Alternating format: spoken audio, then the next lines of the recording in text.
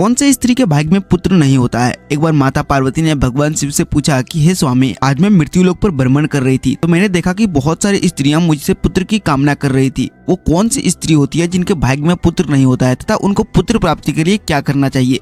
भगवान शिव पार्वती से कहते हैं कि हे पार्वती, इस कथा को तुम ध्यान से सुनना और समझना। जो भी इस कथा को ध्यान से समझता है उसे पुत्र की प्राप्ति अवश्य होती है। भगवान शिव कहते हैं कि हे पार्वती, चोलापुर नगर में एक सेठ के 2 बेटे थे। उन दोनों बेटों की शादी हो चुकी थी और सेठ के बड़े बेटे की बहू को एक बेटा था और छोटे बेटे के बहू को एक पुत्री प्राप्त थी। सेठ की पत्नी पुत्र को लेकर हमेशा अपनी छोटी बहू को ताना मारती रहती थी और उसकी छोटी बहू हमेशा ताना सुनती रहती थी। वो स्वभाव से बड़ी ही सुशील थी। एक दिन उसकी सास सुबह मंदिर जा रही थी। उसने छोटी बहू को खाना बनाकर रखने को कहा। जैसे उसके सास वहाँ से बाहर निकली वैसे एक साधु दरवाजे पर आ गया और मांडवी से भोजन कराने को कहने लगा। तब उसने सोचा कि अगर मेरी सास मुझे डांटेगी तो मैं कह दूंगा कि मैंने अपने हिस्से का भोजन साधु को कराया है और खुद भूखा रह लूंगी। दोस्तों, पार्ट 2 के लिए वीडियो को लाइक